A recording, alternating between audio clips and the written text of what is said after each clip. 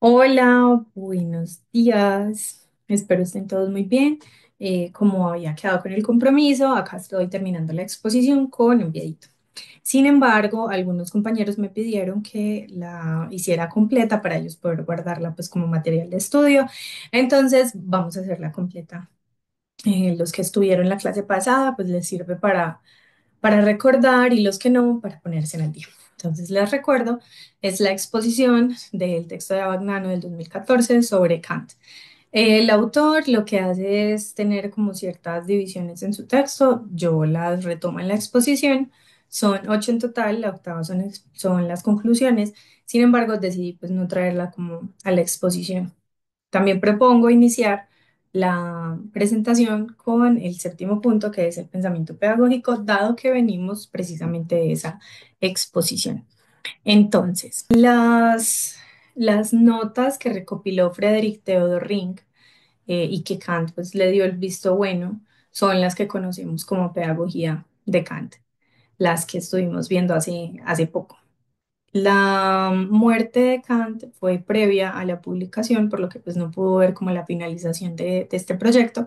En la página 301 considero que Abagnano resume muy bien la pedagogía kantiana cuando dice, y los invito a seguir en la cita, cuando nos dice, como se ha visto, Kant llega a decir que el sentimiento de respeto por la ley moral es necesariamente un sentimiento de dolor. Pero ¿cómo es posible educar para que se asuma el dolor como móvil? Solo podemos educar para pensar y actuar en términos universales. Esto es, para no estar en paz con nosotros mismos hasta no habernos convencido de que nuestro modo de actuar es tal que podemos desear que todos lo sigan, porque de esa manera la convivencia humana resultará más armónica, más rica, más respetuosa de la libre actividad de cada uno. Tal es, en efecto, la fundamental intuición pedagógica de Kant.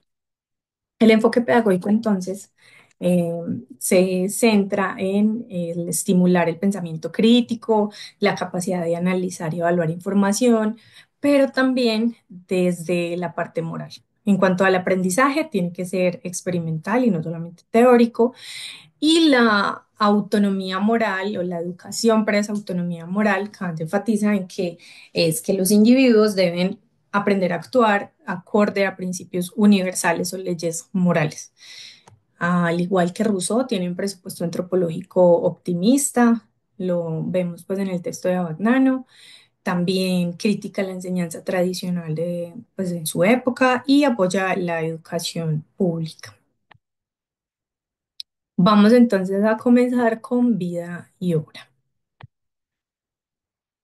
Como ya ustedes saben, Kant es una figura muy importante para la filosofía, representa un giro copernicano, es decir, que así como Copérnico cambió la forma en la que entendemos el universo, al poner al Sol en el centro de en el centro del universo y desplazar la Tierra, Kant revoluciona la filosofía proponiendo en el centro al sujeto que conoce y desplazando el objeto, que hasta entonces pues se había entendido de manera contraria. En la página 291, Abagnano introduce em, al autor de la siguiente manera. Dice, nadie expresó el espíritu auténtico de la Ilustración mejor que Immanuel Kant, quien lo resumió en el lema Sapere Aude. Es decir, ten el valor de confiar en la luz de tu conocimiento racional y de seguirlo hasta donde te lleve, sin presunción, pero también sin falsa timidez.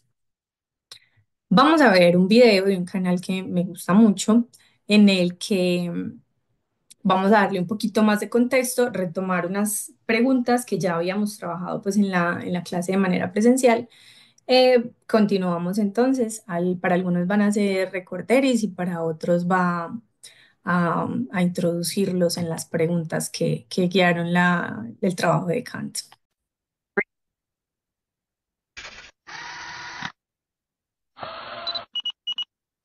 Bienvenidos a profesor.com. Hoy vamos a hablar de los aspectos generales del pensamiento de Immanuel Kant. Muchos analistas consideran que Immanuel Kant es el mayor autor de la historia y, por lo tanto, fuente de inspiración para el pensamiento filosófico hasta nuestros días. Kant es un filósofo alemán de la Prusia Oriental, nacido en Königsberg, que, tras unos años trabajando como profesor de universidad en la Universidad de Königsberg, se replantea todo su pensamiento filosófico. Kant afirma que fue leyendo a Hume que, entre comillas, despertó del sueño dogmático de la razón. Kant, hasta ese momento, era partidario del movimiento del racionalismo. Kant había sido discípulo de Christian Wolff, el cual había sido discípulo de Leibniz. Hasta ese momento, Kant no se había replanteado su pensamiento y lo que hacía era considerar que Wolff, Leibniz y el racionalismo eran un pensamiento correcto. Sin embargo, la lectura de Hume no convirtió a Kant en un autor escéptico, sino que lo que hizo fue tener que replantearse desde cero todo el pensamiento filosófico. Este es quizá el punto que hace que Kant sea uno de los mayores filósofos de la historia, porque lo que hace es empezar de cero. En primer lugar, se pregunta cuatro preguntas, las cuatro preguntas claves del pensamiento filosófico. ¿Qué puedo conocer? La teoría del conocimiento. ¿Qué debo hacer? La ética. ¿Qué puedo esperar? Sería la antropología entendida como religión o como una visión social, y la antropología por excelencia a través de la pregunta ¿qué es el hombre? Que es la clave de las tres preguntas anteriores. Kant plantea la necesidad de cambiar la forma de entender el pensamiento filosófico, especialmente en el terreno de la teoría del conocimiento, debido hasta que el pensamiento de kantiano empezó a funcionar, el centro del pensamiento filosófico era cómo conocemos un objeto debido a la forma de ser del objeto. Es decir, entre qué es un objeto y cómo lo conocemos, lo más importante era qué es el objeto. Sin embargo, Kant considera que lo más importante es la forma de conocer que tenemos nosotros. Y esto permite explicar por qué la misma realidad puede ser conocida de formas diferentes. El centro fundamental ahora ya no es el sujeto conocido, sino digamos que, el elemento fundamental del conocimiento. ¿Quién conoce? Yo debo conocer un objeto en función de mi forma de conocer.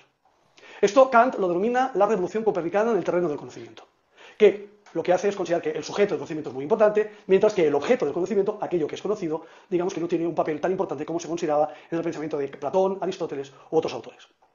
Otro elemento fundamental de su pensamiento es la concepción de la mayoría de edad de la humanidad. Según Kant, con la Ilustración, la humanidad ha llegado a la mayoría de edad y por lo tanto ya debe ser ella misma quien decida cuál es su destino. Por lo tanto, ya no tiene ningún sentido que haya sistemas políticos paternalistas, autoritarios, sino que la libertad debe ser el fundamento del pensamiento político. En los próximos vídeos analizaremos con más atención la teoría del conocimiento de Immanuel Kant, así como su teoría ética. Bueno, entonces, como tenemos niveles distintos en el avance, ¿cierto?, de la carrera, vamos a explicar un par de cositas. El racionalismo sería la corriente filosófica que concebía que la razón era la principal fuente de conocimiento, es decir, que llegábamos a conocer la verdad sobre el mundo, pues haciendo uso de la razón y la lógica. Versus el escepticismo, que también era otra corriente filosófica que renunciaba como a esa posibilidad de conocer. Decía que no podemos estar seguros de nada y reconocía era la imposibilidad de alcanzar el conocimiento. Entonces lo que nos dice el profesor en el video es que Kant ni cayó ni lo uno ni continuó con lo otro, ¿cierto? Ya que el trabajo de Hume fue pues muy importante para él. em, Dado que le mostró que ninguna observación concerniente a la realidad o al mundo externo va a ser verdaderamente válida. Es decir, que Hume cuestionaba que las experiencias nos den conocimiento verdadero sobre el mundo. Y lo que Kant hace, nos dice Bagnano en la página 292, es que la imposibilidad de que el conocimiento pueda trascender los límites de la experiencia se convierte en la base de la validez efectiva de ese conocimiento. Es decir, que da un giro completo y marca precisamente ese límite como la validez efectiva del conocimiento. Ya vamos a ver cómo lo desarrolla. Entrevemos entonces la importancia pues, de Kant en la filosofía, en su actividad literaria, pues Abagnano nos señala tres periodos. En el primero domina las ciencias naturales, que es pues, el interés por el mundo natural. El segundo es donde empieza a predominar ese interés filosófico que se orienta cada vez más al criticismo. Es cuando se marca como esa transición en la que examina, cuestiona los fundamentos pues, del conocimiento y de la realidad. Y ya el tercer periodo es en esencia crítico, que es en el que pues, desarrollas todo el sistema que vamos a ver en adelante. Ahora, la investigación trascendental. El autor se apalanca en la crítica de la razón pura para este y creo que uno o dos apartados más del texto. En la crítica de la razón se centra más en cómo, desde la pregunta de qué puedo conocer, en la que Kant propone una concepción de la metafísica, una que expone los límites del conocimiento y postula la imposibilidad de conocer el mundo en sí mismo o de alcanzar esa certeza absoluta, pero como, no como esa limitación, sino como esa condición necesaria para el conocimiento válido. Pues como no es sostenible, ya después de la lectura de Hume, seguir andando a ciegas en busca del conocimiento, Kant se pregunta como por el cómo conocemos. Entonces, en este momento no vamos a estar mirando al exterior, sino que vamos a estar enfocados en el interior. Entonces, para Kant, la razón es la facultad central del ser humano que le dice a las demás facultades qué hacer. Es la razón la que conoce, la que establece las normas morales, porque pues de ella viene el imperativo categórico. Es la razón pura, con pura quiere decir previo a la experiencia, es en la crítica de la razón pura, donde Kant responde a esa pregunta de cómo conocemos y establece que hay una relación dialéctica entre la razón y la experiencia. Es decir, que hay una interacción dinámica en la que se reconoce la experiencia como esa fuente primaria de conocimiento y a la razón como la facultad que ordena y le da sentido a esa experiencia. Entonces, por este lado, tenemos pues la facultad de la razón, pero hay más facultades. Por ejemplo, la facultad de la sensibilidad que determina los contenidos, la del entendimiento como esa que es un proceso complejo, lógico, en el cual orienta ese contenido que la sensibilidad otorga. La facultad de la imaginación, que a veces es un poco olvidada y es súper importante, es la homogénea al entendimiento de la sensibilidad. Entonces, la sensibilidad es la facultad que permite como recibir el estímulo, da ese contenido. El entendimiento le da forma a ese contenido de la sensibilidad y a partir de allí crea conceptos, por ejemplo. Y es la imaginación la que permite que se pueda hacer como esa interacción. La imaginación es el puente entre la sensibilidad y el entendimiento. Es la que nos permite, por ejemplo, capturar imágenes del mundo exterior, etc. Entonces, el conocimiento es la construcción dada por el entendimiento a partir de un contenido proporcionado por la sensibilidad. Es la sensibilidad la que pone el contenido. A eso se le suma el entendimiento que le pone forma y como resultado tenemos conocimiento. A diferencia pues de una idea muy importante, a muchos lo hemos usado en algún punto como sinónimo, porque la idea es una producción de nuestra mente, solo de nuestra mente, que carece de ese contenido proporcionado por la realidad, por la sensibilidad, perdón. Es decir, yo pongo la mano en el fuego y me quemo. Entonces yo ahí tengo conocimiento. ¿Por qué? Porque la sensibilidad me llegó que el fuego, me llegó el quemón, ¿cierto? Con el entendimiento le di forma a todo ese contenido y entonces yo puedo decir, el conocimiento de eso es que si pongo la mano en el fuego me quemo. Ahora, una idea no tiene ese toque con la experiencia. Por ejemplo, el universo es finito, el universo es infinito. No hay una experiencia que me lleve como, que me entregue como ese contenido de la sensibilidad, de la facultad de la sensibilidad. Es netamente de la razón. Hay una diferencia importante. Aquí vamos a tener en las presentaciones como varias definiciones que nos van a ayudar mucho porque a veces es un poquito complejo leer a Kant, dado que tenemos que estar como muy pendientes de a qué se refiere, por ejemplo, con puro, material, trascendental, fenómeno o noúmeno. Entonces, puro, independiente de la experiencia. Material es la parte de nuestro conocimiento que proviene de la experiencia, es decir, sensaciones y percepciones. Trascendental, lo que concierne a las condiciones de posibilidad del conocimiento, más allá de los límites de la experiencia. Luego lo vamos a ampliar un poco. El fenómeno, el objeto tal como se nos aparece y el noúmeno, la cosa en sí inaccesible al conocimiento humano. Es decir, nosotros con nuestras, llamémosle temporalmente capacidades, vemos el objeto, ¿cierto? Pero el objeto tiene una parte que es la que nosotros podemos ver y otra que nosotros no podemos ver, a la que podemos percibir en general, en tiempo, en espacio, se le llama fenómeno. es lo que nosotros podemos como captar del objeto. Y lo que no se llama noúmeno. Antes de Kant se pensaba que podíamos conocer las cosas. Kant dice, no, nosotros estamos, llamémosle, condicionados. En ese sentido, solo podemos ver ciertas manifestaciones del objeto, no conocer el objeto en sí. Entonces, noúmeno, perdón, noúmeno, lo que no vemos, y fenómeno, lo que podemos ver, al menos dar cuenta de. Vamos entonces al tercer punto, que son las formas a priori de la sensibilidad y el entendimiento. Entonces, hasta ahora pues hemos visto qué hace nuestra mente, ¿cierto? De nosotros para adentro. Y ahora vamos a ver cómo interactúa con el mundo exterior y es a través de las formas a priori. ¿Cómo así que a priori?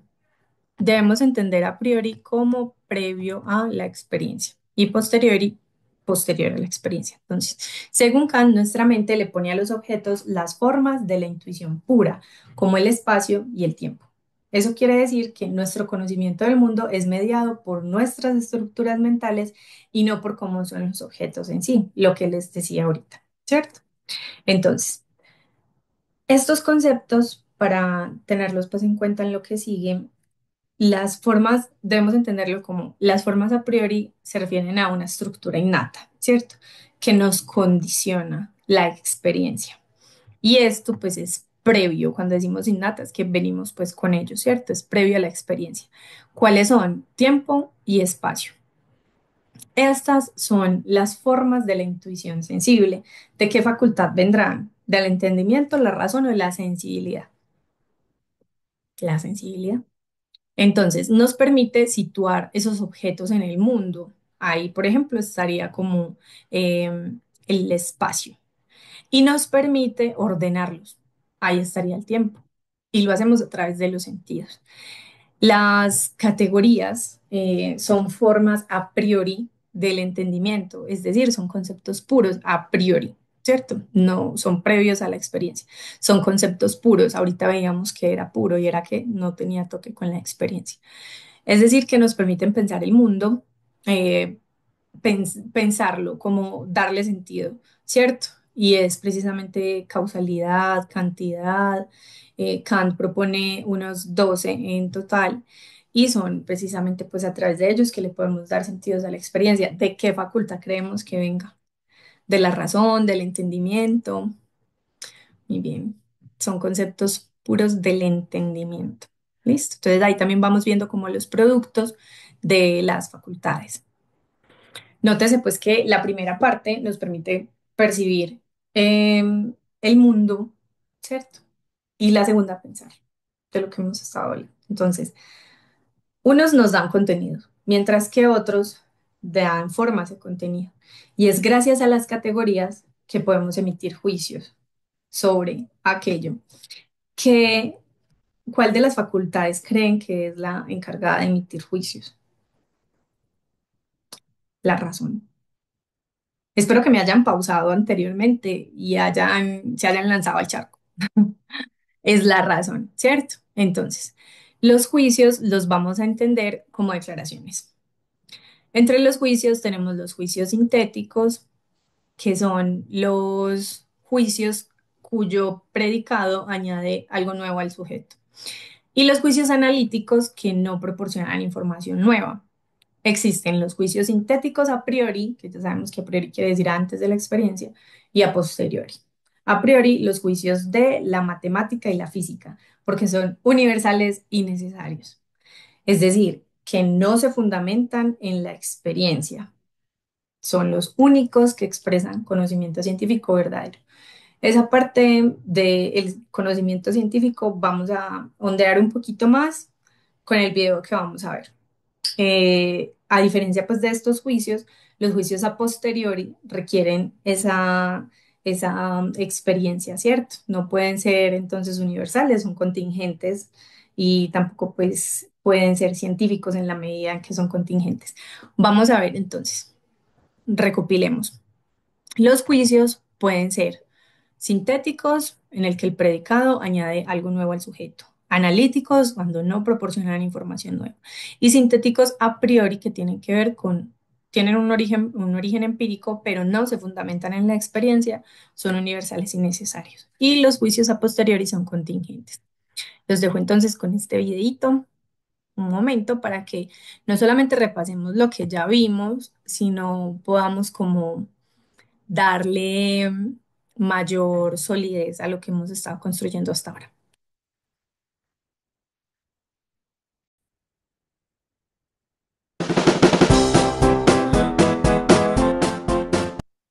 Aprovecho y les digo que los dos videos que hemos visto están en 1.5, están más rapiditos de lo que son. Kant nació en Königsberg, una ciudad de Prusia, en el siglo XVIII, siglo de la Ilustración. Resumiremos lo que es la Ilustración con una frase kantiana. Sapere aude. Atrévete a pensar por ti mismo. Ya eres mayor de edad, al menos intelectualmente hablando, no necesitas que te digan lo que tienes que pensar. Antes de seguir, quiero aclararos que las obras de Kant estaban dirigidas a los filósofos profesionales. Este vídeo va a ser un poco difícil de asimilar. Kant se dio cuenta de que la ciencia avanza y se alcanzan determinados consensos. Es decir, que toda la comunidad científica está de acuerdo en algunas cosas, mientras que en la metafísica parece que caminamos entre las tinieblas. Cada uno cree una cosa diferente. Él se preguntó, ¿será posible que la metafísica sea una ciencia? El primer paso, lógicamente, será saber qué es una ciencia y qué requisitos son necesarios para que un juicio sea considerado científico. Lo que hará Kant será clasificar los juicios. En primer lugar, vamos a ver los juicios analíticos. Si digo, los calvos han perdido el pelo, el predicado, han perdido el pelo, ya está incluido en el sujeto. ¿Qué es un calvo? Alguien que ha perdido el pelo. Podríamos sustituir calvos por los que han perdido el pelo y la frase quedaría así. Los que han perdido el pelo, han perdido el pelo. Vemos claramente cómo el predicado se encuentra contenido en el sujeto. A modo de fórmula mnemotécnica voy a poneros esta foto. Hace tiempo... Voy a adelantarlo un poco porque considero que el chiste está pues totalmente salido de tono. Aumentan nuestros conocimientos. Son juicios simplemente explicativos. Hay otro tipo de juicios en los que sí aumenta nuestro conocimiento, los juicios sintéticos. En los juicios sintéticos, el predicado no está incluido en el sujeto. Por ejemplo, el calvo lleva puesto un peluquín. A diferencia del caso anterior, aquí sí que aumenta nuestro conocimiento. Acabamos de descubrir que este señor lleva puesto pelo sintético. El calvo lleva puesto un peluquín o pelo sintético, dado que aumenta nuestro conocimiento y el predicado no está incluido en el sujeto, es un juicio sintético. Además de analíticos o sintéticos, los juicios pueden ser a priori o a posteriori. A priori significa en latín previo a, refiriéndonos a que son previos a la experiencia, y a posteriori significa posterior a, refiriéndonos a que son posteriores a la experiencia. Normalmente, los juicios analíticos, los que no aumentan nuestro conocimiento, son a priori, y los sintéticos, los que sí aumentan nuestro conocimiento, son a posteriori. Fijémonos en los ejemplos de antes. En el juicio, los calvos no tienen pelo, es equivalente a decir, por ejemplo, los altos no son bajos o los gordos no son flacos. No necesitamos recurrir a la experiencia para saber si es verdadero. El propio principio de no contradicción es suficiente para determinar su verdad, ya que todos sabemos que no podemos ser una cosa y la contraria al mismo tiempo. En los juicios a posteriori sí necesitamos recurrir a la experiencia para saber si son verdaderos o no. Cuando antes afirmé el calvo lleva puesto un peluquín, ¿cómo podéis estar seguros de que esto es cierto? La única forma es mediante la experiencia. Si tiramos del pelo y nos quedamos con el peluquín en la mano, habremos comprobado que el juicio sintético a posteriori era cierto. Kant cree que los juicios propios de la ciencia deberían de aumentar nuestros conocimientos, como los juicios sintéticos, pero si son a posteriori, tendríamos un problema, ya que tendríamos que comprobar empíricamente cada juicio, y la ciencia se caracteriza precisamente por ser un saber universal y necesario que no admite excepción alguna. ¿Cómo puede Kant solucionar esta dificultad? Pues mediante la siguiente novedad. Los juicios de la ciencia deben de ser sintéticos y a priori. De este modo conseguimos lo que queríamos, que aumenten nuestro conocimiento y que sean universales y necesarios, de tal modo que no tenemos que recurrir a la experiencia para comprobar su veracidad. Kant pone como ejemplo el siguiente juicio. La línea recta es la más corta entre dos puntos. El predicado no está contenido en el sujeto, por tanto es un juicio sintético, y es a priori porque no nos hace falta la experiencia para comprobarlo. Kant se percata en este momento de que la metafísica es imposible como ciencia, aunque también dirá que es inevitable como tendencia, es decir, que es normal que queramos saber cosas que están más allá de los límites de nuestra razón. El giro copernicano en Kant. Recordaréis que Copérnico se percató de que era un error considerar que la Tierra se encontraba estática en el centro del universo. La Tierra no está estática, estamos flotando en el universo y moviéndonos alrededor del Sol. De igual modo, antes de Kant, muchos filósofos creían en lo que vamos a conocer como realismo ingenuo, es decir, que somos capaces de capturar las propiedades de un objeto tal y como son y transferirlas a nuestra conciencia. Por ejemplo, aquí tenéis un teléfono de color aparentemente rojo. Un realista ingenuo creería que el rojo es una propiedad que se encuentra en el objeto y yo me limito a hacer una copia exacta de ese objeto en mi conciencia. Kant se percata de que esto no es tan sencillo. Fijaos en una cosa, el teléfono que nosotros percibimos rojo, un perro que tiene otra configuración cognitiva podría percibirlo en escala de grises, y una abeja, que por cierto es capaz de distinguir colores ultravioleta, vería el rojo de color negro. Vaya lío, ¿no? Entonces, ¿el teléfono de qué color es? ¿Rojo, gris, negro? Kant diría que los colores no son una propiedad del objeto en sí mismo, el noumeno, sino que el propio entendimiento es una actividad configuradora de la realidad. Lo sé, es un poco complicado. Digamos que tenemos una especie de filtros o de molde y solo somos capaces de percibir la realidad a través de esos filtros o de ese molde. No podemos saber cómo es el mundo en sí, solo podemos saber cómo se nos aparece a nosotros. Las cosas tal y como se nos aparecen es lo que Kant denominará fenómenos. La pregunta correcta ya no es ¿cómo es el objeto?, sino ¿cómo conozco el objeto? ¿Cómo se me aparece el objeto? Kant logró una síntesis entre racionalismo y empirismo. Kant le dijo a los racionalistas y a los empiristas: chicos, no os peleéis que los dos tenéis parte de razón. Es cierto que todo nuestro conocimiento comienza con la experiencia, pero no por eso procede todo él de la experiencia. Además de racionalismo y empirismo, hay otra posibilidad que Kant denominará conocimiento crítico. El conocimiento crítico afirma que los límites de nuestro conocimiento es conveniente situarlos donde llega la experiencia sensible. Hasta aquí está de acuerdo con los empiristas, pero añade que existen algunos conceptos previos en nuestro entendimiento que no provienen de la experiencia. Esta especie de filtros o moldes a través de los cuales percibimos la realidad. Pregunta: ¿qué tipos de juicios existen y cuáles son los propios de la ciencia?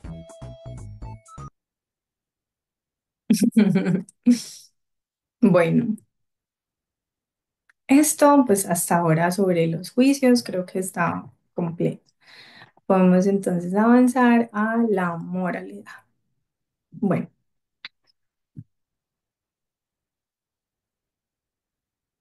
hasta, bueno, hay algo que me gustaría como no dejar suelto. Vamos a volver. De ahí, pues que la razón sea entendida como la loca de la casa, ¿cierto? La que la embarra cuando se aventura más allá de los límites de la experiencia, que se le olvida que está limitada por ella.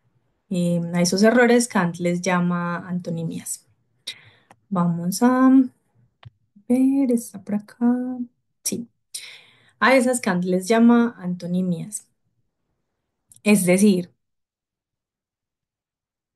antinomias. Les llama antinomias, es decir, em, con el sujeto en el centro, Kant argumenta que la metafísica tradicional pues, ha fracasado en su intento de conocer la realidad, y en ese fracaso pues, construye conceptos como alma, Dios, mundo, y digamos que es vista como negativa inicialmente porque pues, no tiene una base empírica sólida, ¿cierto? Entonces determina la dialéctica trascendental a ese tipo de razonamiento metafísico que lleva a contradicciones y a la construcción de ideas ilusorias. De ahí que lo que les decía, pues que la razón es la loca de la casa, ¿cierto? Porque se aventura y en esa aventura, más allá de los límites, es que precisamente aparece con la idea de alma, de Dios, etcétera, y cae en contradicciones que las llama antinomias, contradicciones que surgen al intentar aplicar ideas de la razón pura a la experiencia. Recordemos que puro es sin toque pues con la experiencia. Entonces, por ejemplo, lo que les decía, que el universo es infinito, etcétera. Entonces, Aunque las ideas de la razón pues, no corresponden a ninguna realidad objetiva, Kant no las ve negativas, por eso ahorita les hacía como en las comillas, porque encuentra en ellas un valor práctico, como ideales reguladores, por ejemplo. Y muy a lo galeano también es como, ok, como caminar, es decir, que orienta la investigación. Abagnano nos dice en la página 298 que toda idea es para la razón una regla que la impulsa a buscar en su campo de investigaciones, la experiencia. No solo la máxima extensión, sino también la máxima unidad sistemática. De esta forma, la idea psicológica impulsa a buscar las conexiones entre todos los fenómenos del sentido interno y a descubrir en ellos una unidad cada vez mayor, justo como si fueran manifestaciones de una sustancia simple. La idea cosmológica obliga a pasar incesantemente de un fenómeno natural a otro, del efecto a la causa y así al infinito, como si la totalidad de los fenómenos constituyesen un mundo único. Por último, la idea teológica pone ante la experiencia entera un ideal de perfecta organización sistemática que la experiencia no podrá jamás alcanzar, pero que perseguirá siempre como si todo dependiera de un creador único. Consideradas en este sentido, las ideas estimulan la indagación intelectual y condicionan el esfuerzo del hombre para ampliarla y hacerla progresar. Hay que entender la razón como la lógica, ¿cierto? La que se aventura más allá de lo que debería y empieza a salir pues como con ese tipo de ideas.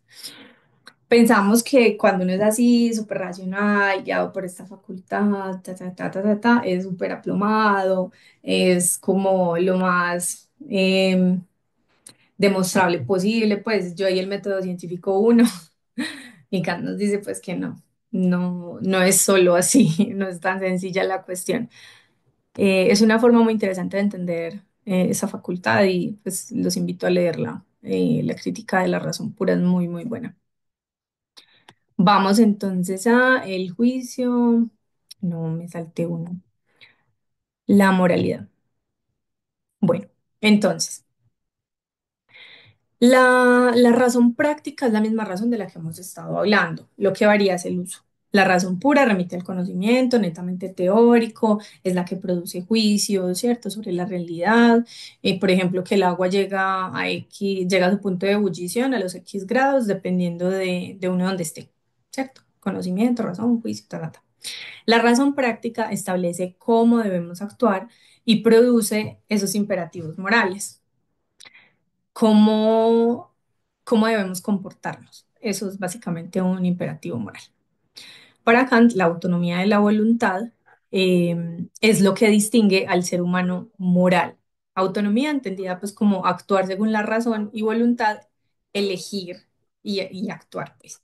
Es decir, que la autonomía de la voluntad es entendida como la capacidad de darnos una ley a nosotros mismos, ¿cierto? Abagnano en la página 298, más abajito, nos muestra que Kant fundamenta la moral en la libertad. Suena súper raro, ¿cierto? Pero dice, si el hombre no fuera más que sensibilidad, sus acciones estarían necesariamente determinadas por los impulsos sensibles.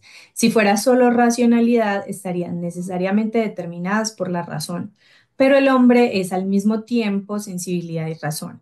Puede seguir tanto el impulso como la razón. En esta posibilidad de elección consiste la libertad, que hace de él un ser moral. Es decir, esa dualidad es necesaria. Así como para pensar en una validez del conocimiento es necesario reconocer el límite de la razón, en cuanto a la moralidad es necesario mantener esa dualidad, reconocerla para poder fundamentarse uno como un ser humano moral.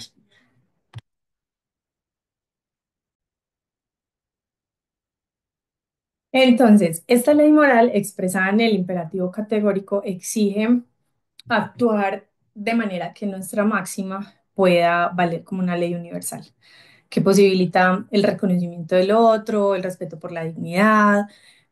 Y en cuanto a la felicidad, que podríamos pensarla tan aparte de todo esto, aunque deseo natural, dice que no se puede fundamentar en ella la moralidad porque debe ser independiente de cualquier inclinación. Em, ya sabemos pues que no estamos en el ámbito pues de las contingencias, de las particularidades, etcétera. Sin embargo, Abagnano nos dice más adelante que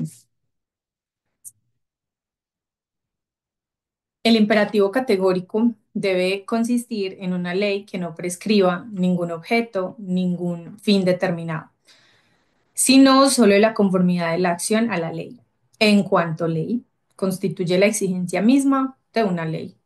Obliga a la voluntad no a cumplir determinadas acciones, sino toda acción que responda a una ley, es decir, que no haya sido sugerida o impuesta por un impulso cualquiera. La ley moral no puede ordenar nada que no sea actuar según una máxima universalmente valedera. De este modo se llega a la fórmula del imperativo categórico.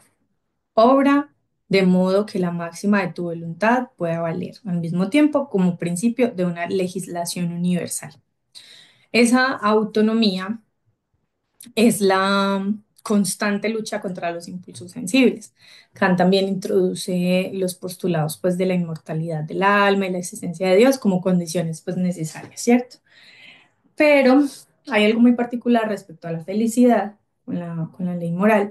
Dice que la felicidad es el estado pues de satisfacción de nuestros deseos, ¿cierto? Y ve posible a través de estos postulados como por ejemplo la inmortalidad del alma y la existencia de Dios, las ve como condiciones necesarias para la realización del sumo bien, ¿cierto? Entonces, ese sumo bien es la unión, es entendida como la unión de la virtud y la felicidad.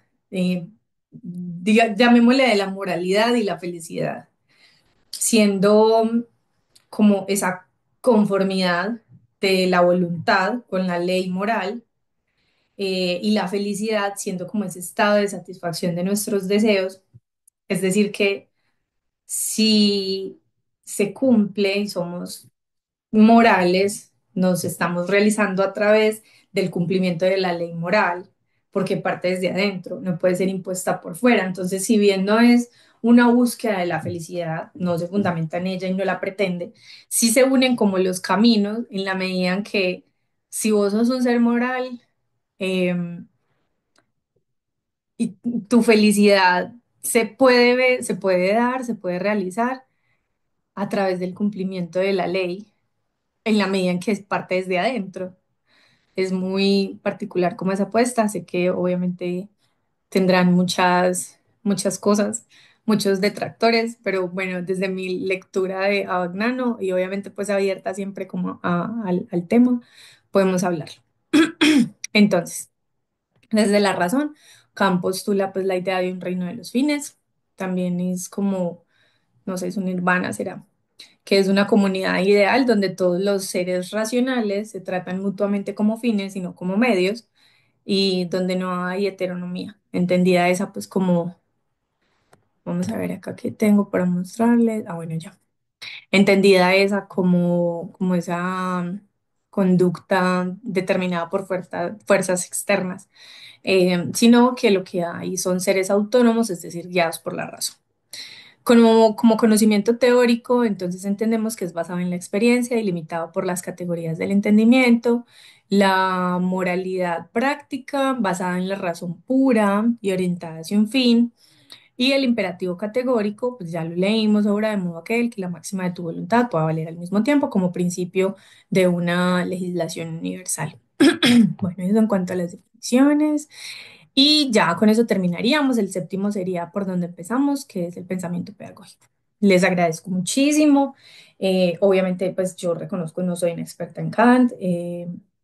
Me baso es en el texto de Abagnano, que es como lo que nos corresponde en este momento. Espero que les pueda servir muchísimo para una lectura, ya sea para corregir, les agradezco muchísimo, o para plantear pues nuevas formas de interpretar lo que Abagnano nos muestra. Les agradezco mucho el tiempo entonces y nos estaremos viendo, ojalá muy pronto. Feliz noche ya.